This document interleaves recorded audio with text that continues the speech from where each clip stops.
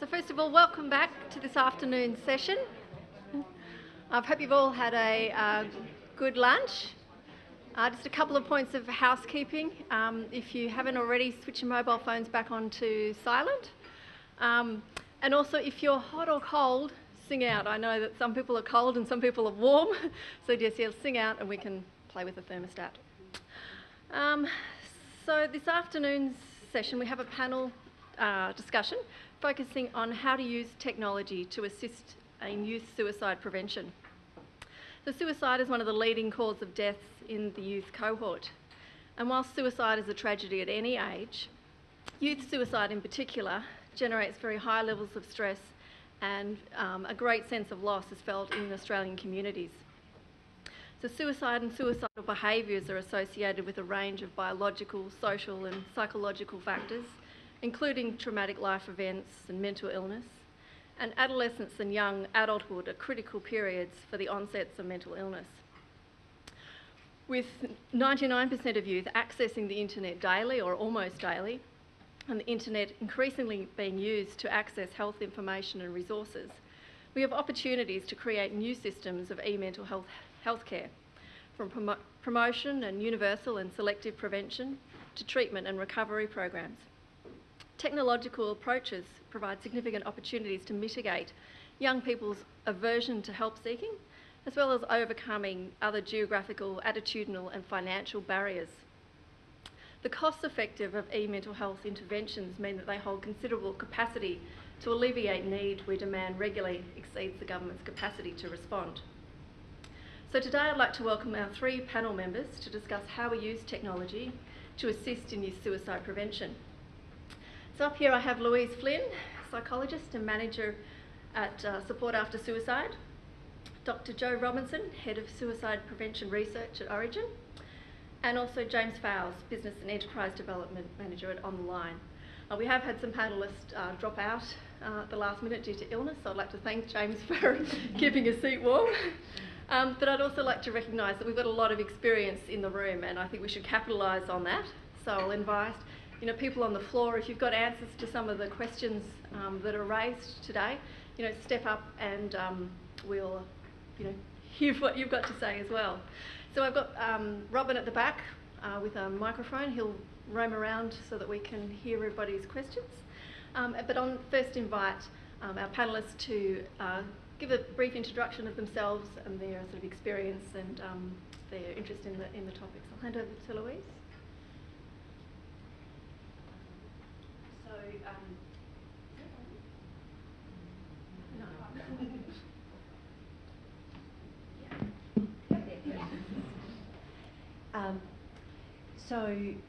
Yes, as was said, I'm a psychologist and manager and have been for about 11 years of a program called Support After Suicide. So we're based in Richmond here in Melbourne, and most of the work that we do is actually very direct, face-to-face work, providing counselling and quite a range of groups. So that's for people to actually meet together. As well as that, we're aware that being situated in kind of inner city means that some of what we've developed, it makes it very limited for people who, for many people to access our sort of, I guess, knowledge and information. So we started with a website. We also have an online community, which I can speak a little bit more about, and a range of other kind of ways that we try and stay connected with people and have people connect with each other that are using more technological means. And that's just in terms of the topic for today, most of that, some of that's with young people, but certainly people of all ages are covered in our work. Thank you. So I'm Jo Robinson and I'm a researcher at Origin, which is the National Centre of Excellence in Youth Mental Health and is part of Melbourne University. So I guess Origin provides clinical services to young people across the northwest of Melbourne. So we do have a clinical focus, and that generally runs through our 4 headspace centres. But we've also got a skills and knowledge or training and development unit as well, who go out and do lots of community education and training work with the workforce across Australia. And then we've got a research component as well. So we do research across the whole spectrum of mental health problems or disorders, and I lead the suicide prevention research unit. So we do, and I've been there for 12 years, and we do lots and lots of different projects, I suppose. So, and more recently, what we've done is started to do a bit more work using online technologies and sort of capitalising on the advantages we believe that online platforms provide when it comes to providing services or support to suicidal young people. So just to give, and Jane did a very good job actually of promoting all of our work this morning, so I probably don't need to say too much. But we started, I suppose, doing this with, we started years ago doing a bit of a postcard study. And some of you might know of studies that have been done in other parts of the world and in other parts of Australia where you've tried to maintain contact with people who were suicidal after they've been discharged from a service. And we did that with young people, and we just found it had no effect at all. So while it's been found to be quite effective with adult populations, with young people it was just found to have no effect. And we started to think about, well, why might that be? And we figured that postcards are probably a little bit old-fashioned for young people now. I like to get a postcard, but you know, young people might not. So we then sort of started to dabble with kind of online platforms, and so we built the Reframe It website, which, as Jane showed you a little clip from earlier on, it's a CBT-informed program. It's specifically designed for suicidal high school students. It's delivered by school counsellors. So in a very safe environment, we're not encouraging young people to go off and engage with the platform on their own. We do encourage them to seek professional help, so we do encourage them to sit with a school counsellor while they do the program. But it's specifically for suicidal young people. And again, what we found was a lot of work was happening in the online environment. As you rightly said, you know, there's lots of kind of advances in terms of e-health, the depression and anxiety. But again, nobody was going near the suicide prevention area. So we specifically wanted to make a platform for suicidal young people. And we did that in partnership with young people. And then since then, what we've started to do, I guess, is get a little bit more into social media platforms. Again, what we found was developing a static website took a long time, and it took a long time to pilot test, and now it's taken a long time to test in a randomised controlled trial. By the time we finish testing it, the technology will be obsolete and young people will be using something completely different. So what that made us do was start to think about how we can work in partnership with young people and develop things in a much more iterative and kind of rapid way, which has led us onto a whole bunch of other little studies that we've been doing. So we started doing a bit of systematic review, looking at some of the benefits that social media platforms offer when it comes to young people and suicide prevention that I can talk a bit more about. We did some surveying work across the sector, asking people what they thought some of the strengths and challenges were with delivering suicide prevention work online. And now what we're doing is a very small scale study that, again, Jane mentioned before, across the Bayside region, which had been affected by a large number of youth suicides, which the sector believed had a social media component. Social media played a role either in those deaths or in the way young people grieved for their friends. So we've started to do some work with some high school students in the Bayside area around trying to educate them about safe ways to talk about suicide online. We know that young people are doing it whether we like it or not. So it was around working in partnership with them about developing some safe ways to have those conversations. So I suppose they're just some examples of some of the work that we're doing at the moment. Thank you. I'm James. I'm on the line at the moment, so I head up the business development area, but my background and my trade is social work. And prior to starting with On the Line, I managed a mental health service out in Broadmeadows, and we had quite a lot of young people in that service, and I think at one point it actually had the highest suicide rate in Victoria, so we were experiencing about 9 suicides every kind of quarter, so it was quite a high volume of suicides out there. So we, my experience was setting up a young person's mental health service, which is a very different focus to an adult mental health service, which I think really kind of led me into, the different ways of working and the different types of needs of the young people, which, working with an adult, you have a very different skill set to what you would work with a young person. So when I started On the Line, we were rolling out some really great pilots. So one of them was the suicide callback service on demand pilot. So we were trialling web chats and video counselling for adults and young people. What we did find was we had an abundance of young people using the web chat services. So we had, I think in the initial pilot, we had, I think it was around 40 or 50 people on the book service. And then when we went to on-demands, we had in excess of about 1,200 in 4 or 5 months. So we were really trying to work out ways to work with young people through channels which they would actually utilise best, which we found web chat was quite an effective way to do that. We are, I suppose, in the other spaces where we're doing a lot of work around the innovation side of things. So at the moment we're also looking at some suicide prevention app, which is a clinician prescribed app which will give a client and a clinician the ability to, I suppose, manage those really difficult times and give them the ability to, I suppose, hold all that information in one place. And you know, it's a self-motivation toolkit which gives them the ability to, I suppose, you know, if medication's going to be taken at one point, put reminders in. So it's a really, I suppose, it's like a hope box. So it gives the client the ability to, I suppose, have a bit more control over their, you know, their destiny and what they're doing. So we're doing, yeah, a lot of great things in that space, and my interest is very much around suicide prevention, because I think it's one thing that's we can have a lot more effect on, and we can do it a lot better. So we're doing a lot more in that space. So yeah, very, very happy to talk around those points. Great, thank you, James. So perhaps I'll throw the first question over to you, Jo. What technologies currently work in suicide prevention in youth?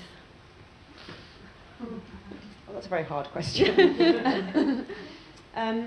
So I think, probably to reiterate what Jane was saying this morning, the evidence is pretty thin on the ground at the moment when it comes to technology and suicide prevention, and there's a lot of reasons for that. I think actually doing proper high quality research in an online environment is really difficult, because it's hard to control and it's quite amorphous and it's rapidly changing and those sorts of things. So I think there were some some significant challenges when it comes to kind of conducting research online. And people have also historically been very hesitant to conduct suicide prevention research online, because people have been very nervous of including suicidal people in research for all sorts of reasons, partly for ethical reasons, because people don't like to withhold a potentially effective intervention from somebody who might be suicidal. So what that's meant is that lots of young people who are suicidal get excluded from trials. But also because people are a bit nervous about asking the question. People, you know, still are very nervous about the fact that, well, if we ask a young person if they feel suicidal, or ask them about their suicidal ideation, that will put ideas into their head. So we've been trying gradually to build a body of evidence that demonstrates that that's not the case, and we don't believe it's the case. But what it's meant is it's kind of really hampered our efforts in terms of doing suicide prevention research, including online.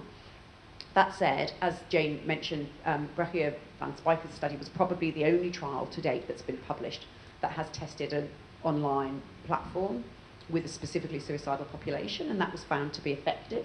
So we could say something about static websites, that there is some evidence to suggest that static websites can be helpful in reducing suicidal ideation in the population that they trialled it in, and they're repeating that trial here in Australia at the moment. That's an all ages trial, so it's not specifically young people. At the moment, we're running a trial in schools, and the pilot studies that we ran for the Reframe It website looked very promising. So we found that the website, and it was CBT based, and we did that because CBT appears to hold the greatest evidence at the moment in terms of face-to-face interventions or clinical interventions for young people. So that appears to reduce suicidal ideation and appears to reduce hopelessness and depressive symptoms in the population that we trialled it in. So there's, again, that's encouraging. I think from the work that we did that looked at social media platforms and forums, again, they're really hard to study, but what we found was that they do hold lots of benefits. So, for example, the research that's been done, which we kind of synthesised into one paper, showed that, you know, forums, for example, you know, peer forums appear to be helpful. People like the ability that, you know, the fact that they can access these forums 24 hours a day from the privacy of their own homes. They like to go on there and receive peer support. They don't generally go on there looking for professional help or advice or information or referral, but they like getting support from other young people who have had similar experiences to them. And they also really found it beneficial to be able to help others. And I think that's something really important that sometimes gets lost. It certainly gets lost in face-to-face therapy. You know, somebody comes in constructed as a patient and they're seeing an expert. And actually when you're looking at a peer-led forum, people can support each other, and that's kind of been found to be therapeutic in and of itself. So I think forums have the ability to be helpful. You know, as Jane said, there's kind of examples of, you know, harmful content on forums as well. So there's a real issue around, personally, I think our best bet is around educating the community and the population around how to safely use those forums, best supporting moderators and training moderators so they know how to run a safe forum. I'm sure Louise can talk to that better than I can. And then there's some research that's going on looking at apps as well. So there are people now that are starting to develop apps and starting to evaluate apps in terms of suicide prevention. But again, that we don't know yet whether they work. Yeah. And do you think that those challenges in research are hampering sort of developments in the technological tool space?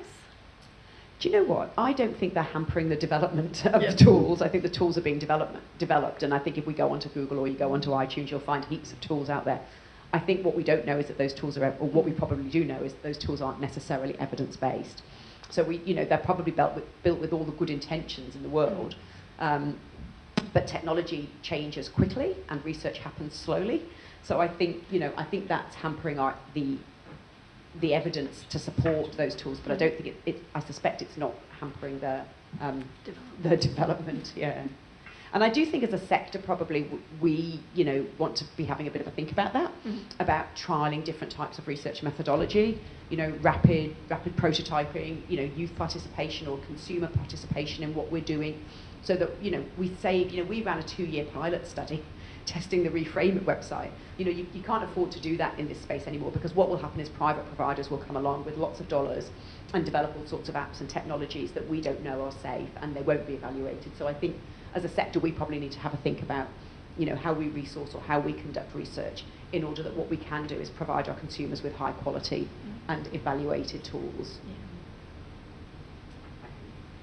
Are there any questions from the floor at this stage?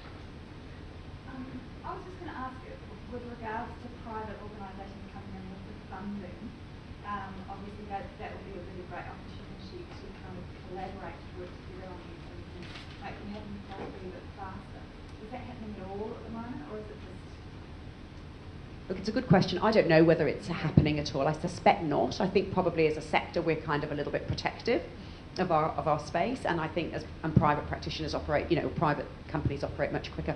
What I would say is that I think at the moment in the current landscape there's a real opportunity for that sort of collaboration, and I think with the government's plans around the digital gateway that's coming up, where they're going to start talking about how we best deliver these sorts of teleweb and technological services to the community, I think there's an opportunity that will go out, I suspect, to tender at some point in the next few months. And there's an opportunity for the sector, I think, to start to have a think about, well, how might we best foster those sorts of collaborations, so that what we can do is partner with industry who've got money and capacity, but also be partnering with academic institutions and consumer groups, so that what you're then getting is best practice.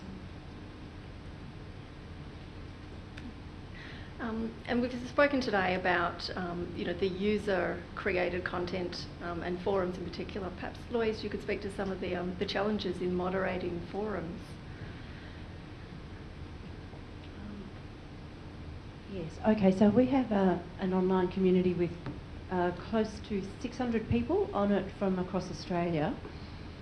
I think one of the things, just to pick up from what Jo was saying, that in the development of that community, there's a number of issues that Jo and I were speaking just before. It's like trying to tread the line between keeping a forum and an online space safe, but also not having too many barriers, so that people will actually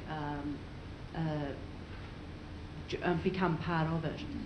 So when we were developing the online community, we certainly consulted with a wide range of our program participants. So we wanted to know what they wanted, what was important to them in how a forum would work. We also wanted to know from them if what we do, people register, they need to be living in Australia, and they register with us, and we ask them for a name, doesn't have to be their real name. We also ask for an email address and a telephone number. So again, that was where we sort of drew a line between being safe and knowing that if someone was on the site and was speaking about suicide or was in a high level of distress, that we would be able to make contact with them. So we do and have intervened, rarely actually, but we have reached out to people on the site. So how it functions in terms of moderating is, well, for a start, There is very little that we've ever been really concerned about. We certainly have had highly distressed people, and we have contacted them. We have had a couple of people speaking about suicide, and we've certainly made contact with them. And then sort of the kind of curly, complex moderating issues like a guy posted a link to a YouTube video. And the YouTube video was very powerful. It was a young person, 14-year-old girl, and she was doing one of those videos where she'd written words and was showing it. It was very powerful about her own suicidality, but also the suicide of a friend of hers, and he'd put a link to that. There was some graphic material there about methods of suicide. It wasn't particularly disturbing to me. I didn't have a concern about it, but I thought it would be disturbing to other people on the site. I thought that they probably didn't want to be exposed to traumatic material. So what we did in that situation is I wrote to the person. I didn't particularly want to take down the link, but I wrote to him and just said, look, I've watched the video, I think it's very powerful. I also think that there's some stuff in there which actually might be distressing for some people on the site. Is it all right with you if I just post a comment about that? He was completely fine with it. So we've been fortunate. I mean, our online community is for people 18 years and over. There have been some, you have conversations and think, is this post okay? Is this post telling us something about this person that we need to intervene on?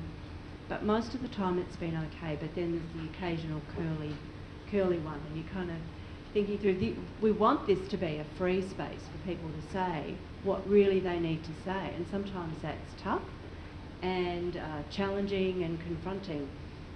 We also want it to be kind of safe for everybody, so that's the kind of line that we've treaded.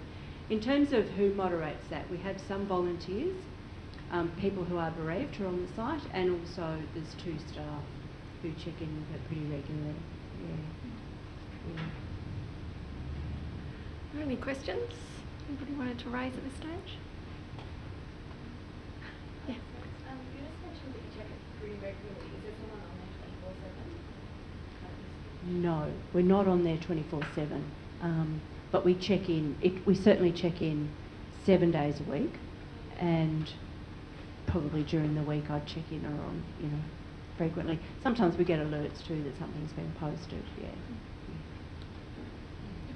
I've got a question over here. How are you able to regulate the people using the site are over 18? People could lie, and then we would let them on the site. Yeah.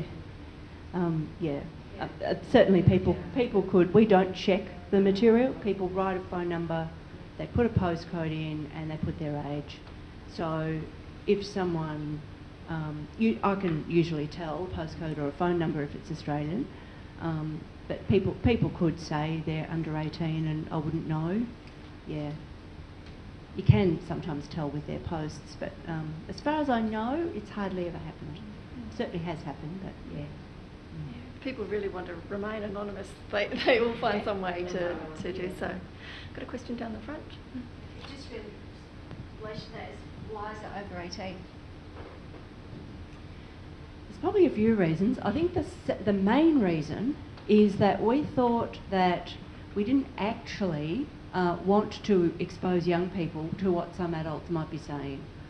That was actually the main reason. We thought that actually young people need their own space. We haven't been able to have the funds and the time to build that. We think it's more appropriate that young people have their own space. Yeah. We have a secret, I think it's called secret or hidden Facebook page for young people, which we can invite young people into. But essentially, we thought some of the issues that adults would speak about would not be of interest or not be helpful necessarily for young people. So that's why we we had conversations about all the sort of decisions we made, and we just decided that we would make it 18 and over. It was only that a lot of the funding is around between 16 to 25, and adult services are 25 and older. So therefore, what the difference was between the 18 and the 25, I suppose, where other services are. Yeah, our funding's not tied to that, and we just had to pick a number, and I think you raise an interesting point though, because I think what you've picked up on is that what we have are youth services here in this country that generally start at either 12 or 15 and go up to sort of 24.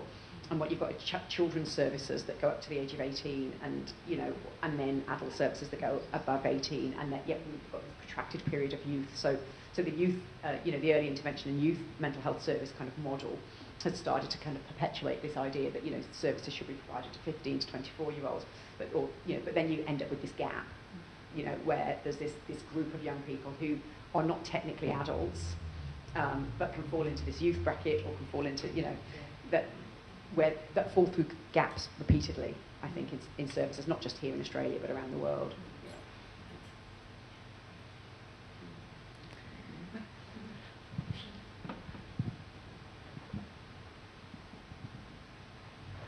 I just wanted to ask you, so how did you build your online community up to those sorts of numbers? I think it took time, and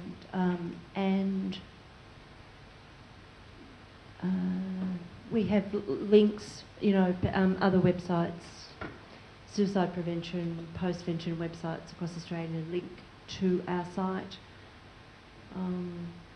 So it's just, we didn't do anything big or nothing in particular. It's just kind of been a slow, we wanted it to build slowly because we wanted to make sure we could actually manage it. We're a small team, we don't have a lot of funding, so we just really, we weren't keen for it to sort of go poof, and be very big very quickly. So it's just been a slow process. And there'll be some people who probably, we've got nominally kind of close to 600 people on there, but not a lot of those would be active. Like people who joined it very early on probably don't jump on as much as they used to. So how long ago did you start it? I think it was 2010. Oh, so it's been quite a few years. Yeah. And do you communicate regularly with those people? We do send out broadcasts every now and again to the whole site. There's quite a few, I think, what's called survivor websites in the United States, and they're very active, very, there's a lot of people on them, and there's a lot of posts and threads. Our site actually does it, it's not quite as fast moving or immediate. It's a bit of a slower kind of thing. So we actually do, I think it's too strong to say we drive it, but we certainly post things. We post things like news and events, and this is coming up, and so information. But we also do maybe once a fortnight, sometimes once a week, we'll post a topic for discussion, or that usually generates some activity. And what we also know, because people tell us this, that even if they don't post, they read. So we can see that some of the posts have actually had quite a few views that people don't necessarily post. But we do, we do actually post things and sort of communicate. We try to tread a line really between not being completely anonymous so that we're somewhat accessible, but also kind of leaving it as a peer space. Yeah.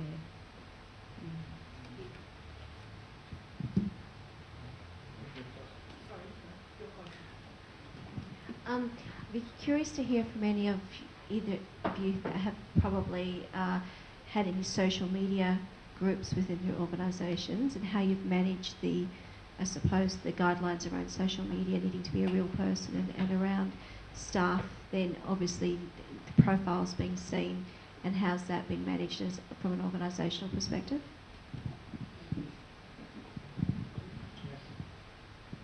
So we have social media accounts for all our services, so Men's Line, Suicide Callback Service, Suicide Line Victoria. I think the approach is that staff are much like they are in face-to-face. You know the person. A lot of our staff like those pages and promote that as well. I think that's part of the part of being a staff member is you would promote the service actively. I think with the social media, I mean, Joe's here and Joe manages the marketing component to that, but also around the content development and what you're putting out there as well. So, you know, is it provocative? Are you looking for engagement on that?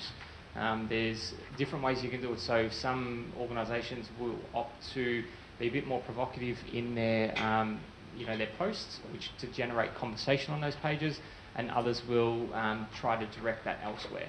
I think with our ones, we don't try and generate talk on that. We try and aim to get more followers.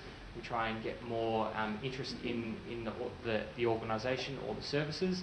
But then we also direct people to the right numbers as well. So where there is engagement on those pages, the pages are monitored 24/7, so there are people ready to respond to that, and if there is an intervention, managing it as well. So there's also that responsibility that there are people that will reach out there, and that's an acknowledgement, and we do monitor that as well for those instances.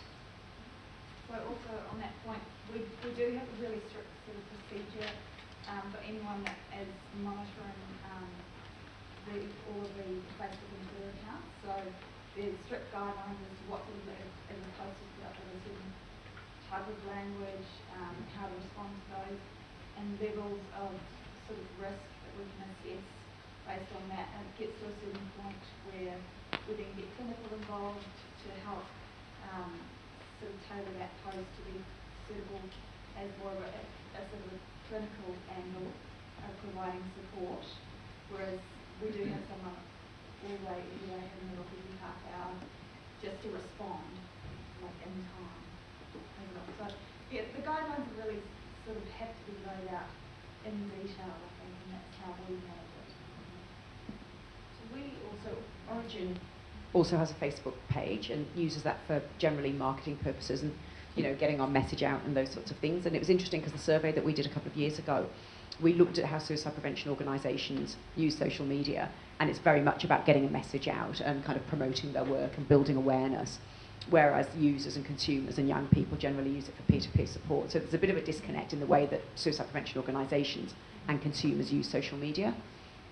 But just on a very small scale, one of the projects that we're running at the moment, which is that education programme with some school students that we're doing, we use a Facebook group to communicate with that group. So it's a very small scale, and we deliberately, again, a bit like Louise is saying, we deliberately did this in a very small scale so that we felt confident managing it and supporting the young people. But what we had was this group of probably about 10 students who were going through the programme with us last year, and we're about to pick up some new students this year. And we communicated with them via a closed Facebook group. And one of the reasons we did that, partly was for very practical reasons, that that's a way that young people like to communicate and connect with each other. It was also because what we were doing was developing some interventions or tools that could be delivered through social media that had suicide prevention messaging, and in order to give rapid feedback as they were developing their ideas, they were able to post them on the Facebook group, and we were in a position to provide feedback, and they were in a position to provide peer-to-peer feedback. So again, it was in an attempt to move away from that very slow procedure that we'd use building a website that took us months to build. But the other reason that we did it was in order to see how young people used that group and how young people engaged with that group, and to see whether there were any what we would describe as adverse events on the group.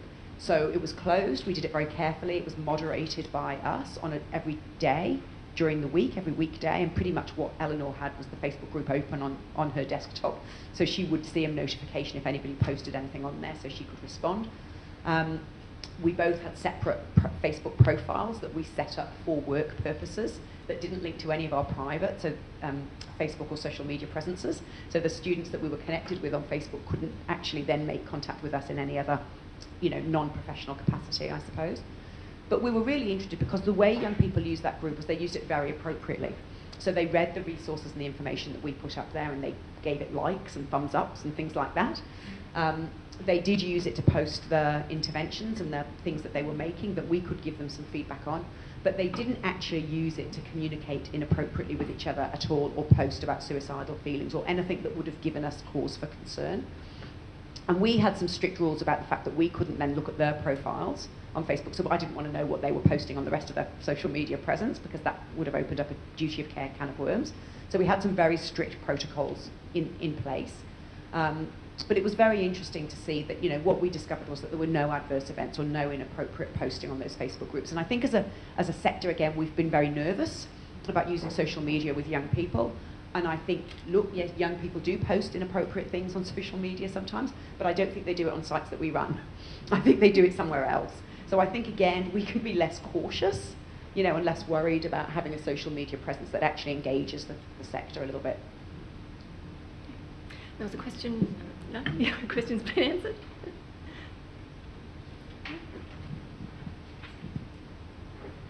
So I totally agree that there's a disconnect with the service providers and what teenagers are actually using or young people are actually using.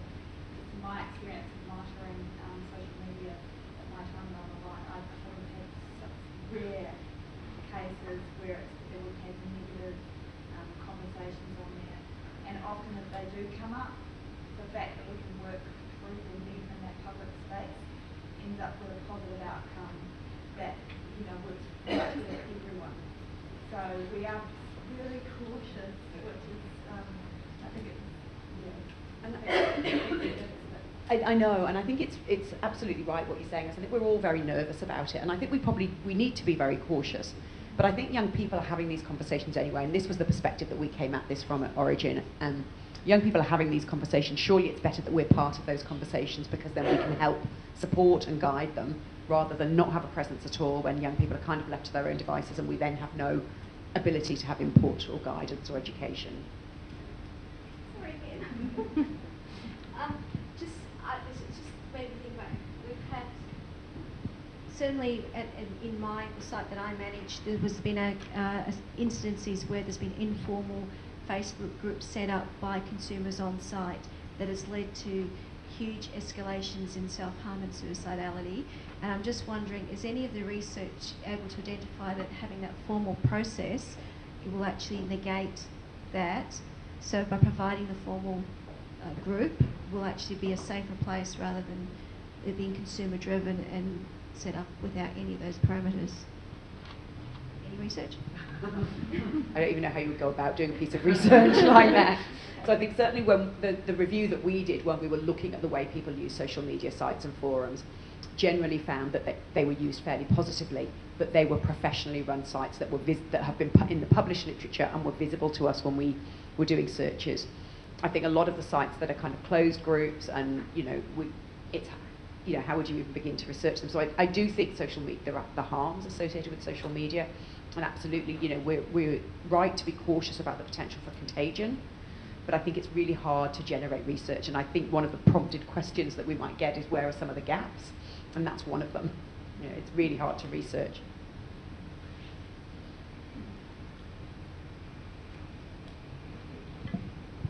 This is more for Joe.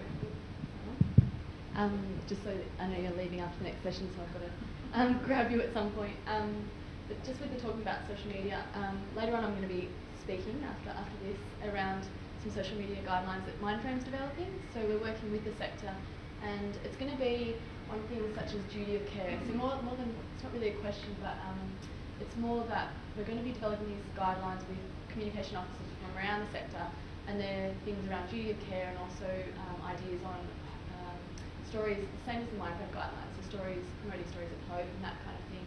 And it's probably more, rather than the big organisations which already have their own social media policies and guidelines, it would probably be for the smaller organisations. So I've looked at some of your research you've done, but I guess I just wanted to touch base and make sure that we do catch up at some stage and share information, because I think it could be really helpful for the development of that anyway.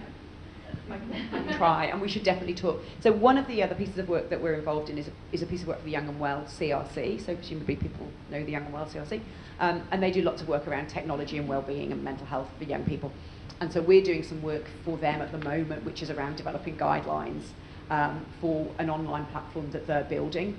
And so we have ended up doing some consensus workshops and some surveys with all sorts of people across the sector, so people from Reach Out and people from Headspace and people from Lifeline and all sorts of different organisations, and really been trying to generate some sector consensus around how we manage some of these issues online. And it's really difficult. It's really difficult, but all of those issues around duty of care, where that starts and finishes, issues around anonymity, and how you allow people to be anonymous, because not being anonymous is a bit of a barrier to help seeking, but how you then keep somebody safe, are really thorny issues. And so the sector is really kind of, the sector's grappling with. So I think there are examples of guidelines that people are trying to develop, and so it's really good to hear that you guys are doing something along those lines too.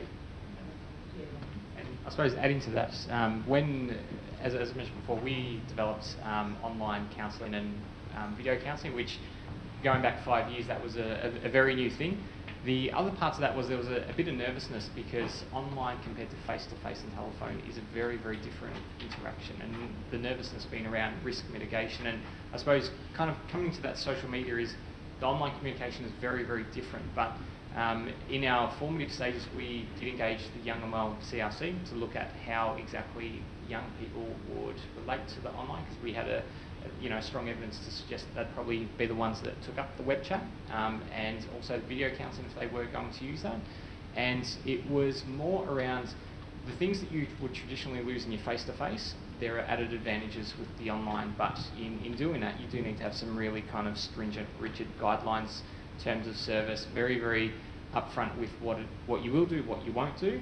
But then also in the online area, there's more permission to be direct as well. So where in face-to-face you'd be kind of warming up to it, there's a lot more permission to just be quite straightforward with that. So, for example, a web chat session, what you would cover in 50 minutes in a web chat session, you would cover in a 10-minute conversation.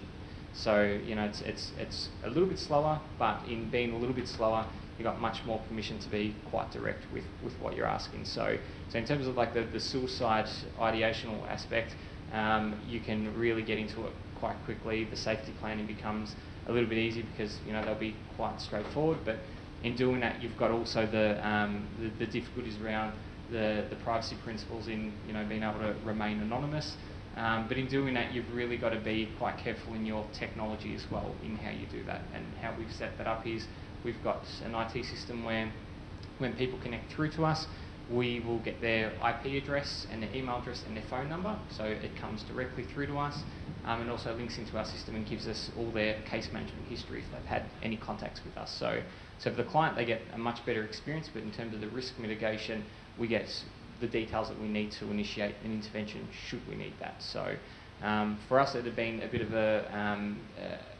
not a negotiation point about putting some details forward, but we allowed the ability to remain anonymous in terms of name, but the one thing that we do capture as a minimum is their IP address. So regardless of who they are, we still get the IP address and the telephone, their phone number as well. So it just makes it a bit easier in terms of mitigating that risk, and as also a fallback should something happen, but still gives the client that ability to engage with the practitioner however they would like. When you say should something happen, I think you mentioned before that you had to contact people in the past, and if you didn't get a good response, you'd go onto the police. Is that? Yeah. So, like an example is, I have to say, probably echoing a lot that's already been said. In a calendar year, probably have over 3,000 online web chat sessions, and of them there'd be a handful that actually needed to be intervened on. And that is on the suicide callback service, where you'd probably be expecting quite high numbers. I think one being around how we've ring-fenced how people engage with that, so there's very clear terms of service for that engagement, but also really making sure that the person's supported as well, so they feel supported, so we make sure that the service that they get is in line with the needs that they present with as well. Yeah. There's a couple of questions at the back and then one over here. I think the ones at the back, but they caught my eye first. There you go. This might seem a bit of a random question, but I read a trashy novel, airport novel recently, which described in detail the deep web. And I'm just wondering, and so three services, three arms of the deep web. And anyone know what I'm talking about? The dark internet. One of them being, drugs. One of them being, perversions, I guess, and the other one being suicide. And I'm just wondering, and I think that the portrayal of that was quite accurate, and it made me think as a public mental health clinician, where's our position on that? Because people with mental illnesses are often you know, very vulnerable, but also suicidal people are very vulnerable. So what it means is that people can pay for suicide services to complete suicide. So I'm just wondering whether you guys have heard of that, and whether, you know, this internet, I think it's quite hard to research the deep web, but I'm just wondering. Well, the thing about the dark web is it's very hard to find. I mean... Well, it's where people buy online drugs. Yeah. Well, the dark web is a place where the website's not visible to the public. So you can't, it's not indexed, you can't find it, you need to have a particular link to it. So unless you know what that link is, you can't search for it. So I don't know how you'd research that, because you can't find it. It's a page of joy. Yeah, that's right. My organisation might have something to say about that. So in online forums, that's how people introduce other people to those kind of... So I was just wondering what, you know, does anybody know any more about it? You described in quite detail. It was a trashy novel, but it seems pretty... I believe it. Well researched. I think anything like that, when it's not publicly accepted, you know, can be driven to that point. Euthanasia is another area, you know, that's not publicly accepted. So I wouldn't be completely surprised, but that would be, I don't know how you'd find that. I have no idea how you'd find that, and I think the thing about that is it's hidden for a reason. Is it's people don't want you to know about that. No, So of course I don't, but there's yeah. still, a lot of risk there for vulnerable people. That's why I was wondering whether there's a position on it. Yeah, look, and I've clearly never heard of it, but I do think, and I take your point, I think, that probably, you know, there'll be a link, and people on forums might introduce that link to other people on forums, and there's a vulnerability there with people who are already vulnerable. And I think it is hard to always, you know, the internet is this massive amorphous place. It would be hard to ethically do any research that involves something like that. I can't imagine our ethics body allowing us to go in there and, you know, and do research and potentially imposter somebody that was interested in those things, you know, and all of that. But I think it comes back to some of the points that Jane was making earlier on, which is about having a viable alternative for people when they go online. So it's about, as a professional sector, it's about us engaging with online technologies and social media and those sorts of things, so that there are safe and evidence-based platforms out there, I suppose, for people to go to. And again, it probably comes back to good moderation practices. So if people are on forums and they see things like that being posted, that there's an opportunity for them to intervene and communicate with the people that are posting and remove posts and those sorts of things, I guess. And then those sorts of search optimization strategies whereby, you know, good sites are the ones that get found quickly and easily rather than bad sites. It's not to say that bad sites don't exist.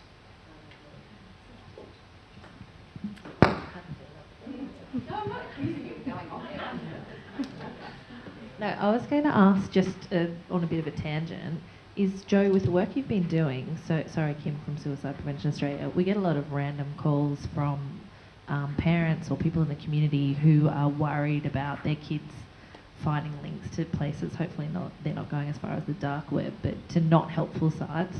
And the fact that when we try and talk to them about technology being a protective community that their kids could be going to, as opposed to always being damaging, and that these kids are getting on and forming clusters. And so I guess when you go out and do these studies these days, what sort of reaction are you getting from the parents and the teachers and the people in that community that may be wary of their children and youth being on technology? Yeah, I think that's an interesting question. In fact, Eleanor and I were at a high school yesterday that had exactly this concern that we're trying to pitch this study to, around doing some social media work with young people around suicide, and they were very worried about what the parent community would think. And of course, certainly when we do any work with young people, the parents have to consent to take part in the study.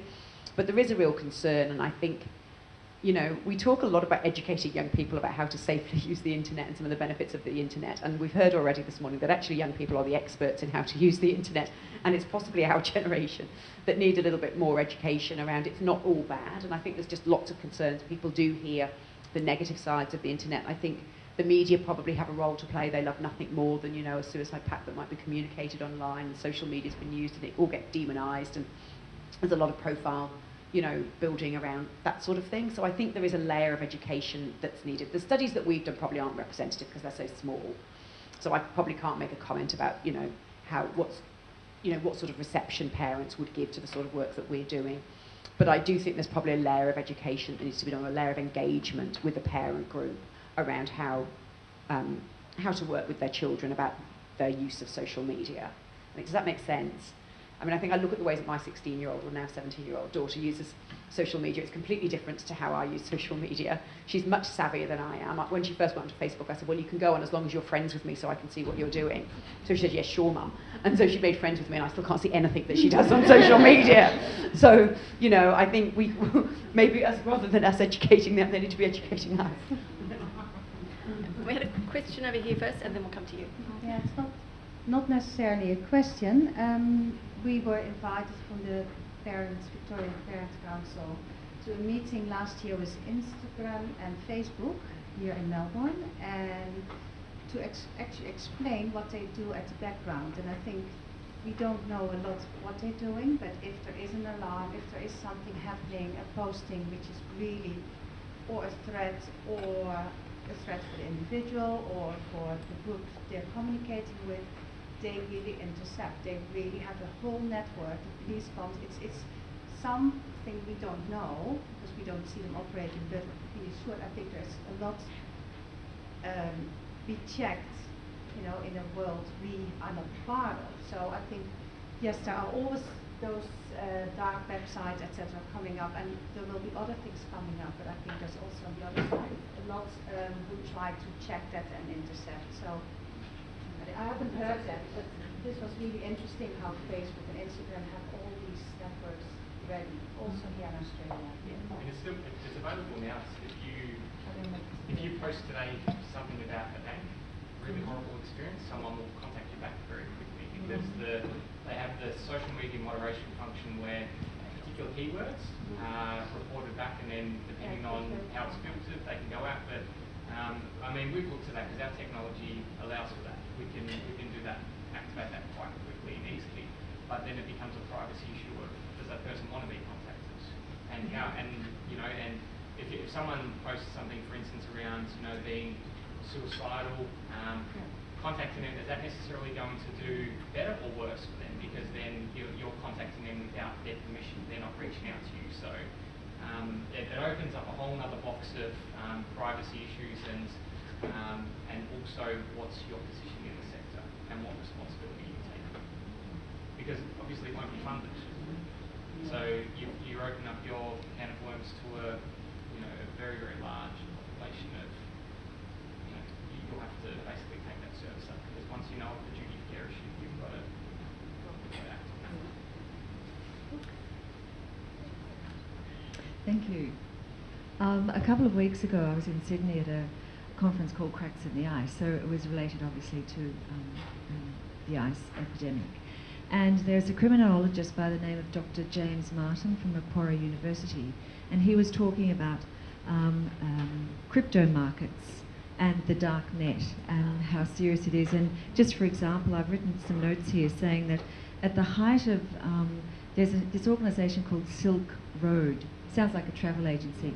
But at the height of its trade, they had over 17,000 drugs for sale, and it took the FBI over 2.5 years to close it down. Within 1 month of Silk Road 1 being closed down, Silk Road 2 was established, and the founder was a 27-year-old man running the operation from a laptop in a San Francisco public library. So the dark net is well and truly in evidence. So Joe, if you're interested in that element, of James Martin from Macquarie University might be able to inform. And the motivation for them to close down the drug side of things is there, but you can also pay to be killed on there, or pay to have other people killed on there. So I know that sounds horrible and macabre, but it's something that needs to be used. I think touching on your point, we actually spoke about that before. The whole issue around the Dallas Buyers Club, the downloading. Yes. There was the same type of thing. There's you shut down one site, there's another site ready to go in another country where the laws are a little bit more lax. Takes 6 weeks to get a subpoena to shut that one down. and by that time there's another one ready to go in another country. So it's just shifting it around. You can't keep up with it. When there's shut one down, there's two more ready to go. And the biggest somewhere growth else. there is in prescription medication. Yeah, and I mean, I was saying before at our table, you know, I think the biggest part is around that preventative side of things and education, especially for young people. It's a bit like self-care, you know, you can't be, you know, at the point of crisis, it's too late almost. You've really got to be doing that work right up front and, you know, setting those groundworks and in schools really provide that education up front so that when it gets to that point of making a really tough decision for that young person, that they've got that sitting behind them so that you hope that they make the right decision. And Susan? Hi, how you going? I'm Sue Sandy from Neurobalance. How are you, Joe? I have a question for you. Really great to hear your thoughts about rapidly evaluating tools that may be beneficial, particularly for suicidal risk. What or how far along are Origin with regard to thinking about suicide clusters and around secondary schools? How far along are you guys with regarding research around early identification of those students who are in a school cluster that may become suicidal as a result of a suicide of a friend or a friend of a friend? Yeah, it's an interesting question. So we are doing a little bit of work at the moment mapping suicide clusters in young people across Australia. It's a little bit too early. We haven't quite got the data in front of us yet. So probably the best people to talk to about this would be Headspace School Support. So they provide support to schools who have been affected by student suicide, and so work with a lot of those schools. And what they would do is they'd go into the school and they would provide a whole raft of different types of support to the schools that have been affected. So they provide training to all the to the school staff. We've just developed some evidence-based guidelines for schools that have been affected by student suicide to help those schools know how to best manage the aftermath of a student death. So that would be around going in and providing support to students who, you know, might be specifically affected, giving the school some support around how to best communicate with the student and the parent community around the death, how to best handle, you know, social media at times like that, how to handle memorials and all of those sorts of things. So we've just developed some guidelines to sort of help schools a little bit. I think when it comes to kind of early intervention of people specifically at risk, yeah, we know that there are a kind of a raft of people who would be particularly at risk, having been exposed to a student suicide. We have done a little bit of work at Origin doing some screening programs with students, not specifically following a suicide death, but just generally, in order to work out whether that's a feasible or acceptable and effective way of identifying kids who are at risk. And we have found that it was. Unfortunately, here in Australia, there's never really been any kind of interest or uptake of those sorts of approaches by government. And I think probably one of the reasons for that, they're probably expensive programs to implement. There's a little bit of a risk of going in and kind of doing some, you know, universal screening programs. There's a risk of picking up lots of young people who might look like they're at risk who aren't. There's a smaller risk of missing people, but there's probably a bigger risk of kind of identifying people who aren't really at risk, and then the potential stigma associated with that and the kind of resource, you know, the resource intensivity of it all. So we have done small projects that have found that we've been successfully able to identify kids who are at risk that hadn't otherwise sought help and hadn't intended to, that we've then been able to link in with school counsellors. It surprises me given the amount of pressure that students are under, particularly with social media being used for bullying and harassment. It absolutely astounds me that the government aren't looking at this. Yeah, they're not, unfortunately. They certainly haven't been up until now. Yeah. Robin? Yeah, my question is gaming, avatars, artificial intelligence, animation, those kind of things. How are they being looked at, since we're looking at, you know, how we use technologies and some of the future ways to either engage or to kind of deliver services? Well, I mean, I don't know very much about that, but what I will say is when we did the systematic review that we did a year or two ago that looked at all of the peer-reviewed literature around this topic, nothing came up around gaming. So there was no evidence, there was no literature that talked about use of gaming or use of avatars or any of those sorts of kind of ways. You would imagine that there's lots of potential. And there's people in New Zealand that are doing some work using gaming technologies for depression and anxiety, but not particularly for suicide prevention. And I don't know about avatars. I don't know, James. I know. You're a younger man. Yeah. There's been some strong evidence in the US around game programs for vets with post-traumatic stress disorder. So how they work through those combative situations to overcome the triggers.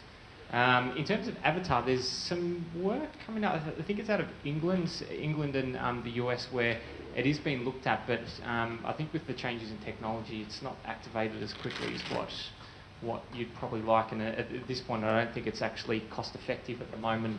And you need some pretty big resources behind to get that going. But I mean, we've looked at a number of different things, largely being focused around peer support communities and then games. So working through people's issues through games or through, I think of it like, I don't use Facebook, but I've heard of what's the game?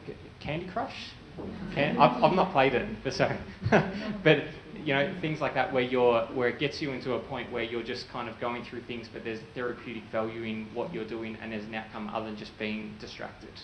So there is people looking at that, but at this point, I've not heard too much about that.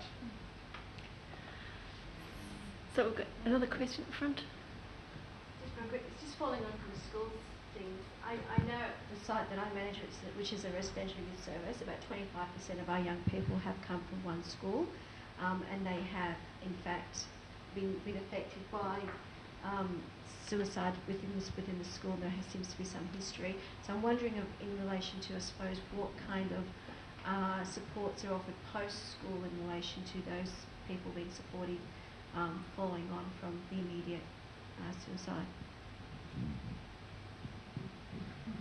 Very conscious that I'm talking a lot. So am I. We should just catch up. Yeah, look, again, it's probably a good question. I think once when you've got young people at schools, and unfortunately schools are a setting where suicide clusters or spates of suicides do occur. One of the benefits of a school environment is you've got a bit of a captive audience in terms of your student population, so you can provide services and supports to students while they're at school. What happens once students leave school is much more amorphous, and again, they're out in the big wide world, and we're not as good at intervening in the broader community, I don't think, including with young people who have been directly affected by a suicide. So again, when we've looked at the literature, and we've done this quite recently, we've found very limited evidence around programs that are being implemented in tertiary education settings, and again, very few that are being implemented in the workplace, including workplaces where you might find kind of, fairly young people. So again, I think there's a bit of a gap. And those people often then will fall between the gap in terms of service provision. And I think the other thing is, if we're looking at the youth audience, we're not just talking high school, we're looking at higher education as well. So there's a big gap in the market where for people in higher education not having access to the right amounts of support, and with the pressures around more international students coming in, funding the higher amounts of money, that's the higher education aren't providing that type of support. So there's not a lot of evidence around the type of issues that stem from the lack of support, but definitely in our engagements with universities over the past 6 months, and we've been to UNSW, University of Sydney, Griffith University, University of Queensland. There are suicides within the student body, and it does affect them, but in terms of the support to back that up, you're still waiting 2-3 weeks for a face-to-face counselling session because they're overrun. So in terms of the higher education, it's not actually backing that support up to support the student groups in times of need, which, again, trying to keep them in school is the main objective, but it's forcing them into academic issues and dropping out. So that's an area that's being looked at as well. Okay, well, it is about time to wrap up for afternoon tea. Were there any burning questions before we wrap up? No? Or any final words from our panellists? No? Okay. Well, in that case, we can continue the discussions outside over tea and coffee. But I'd like to thank our panellists, Louise, Jo and James.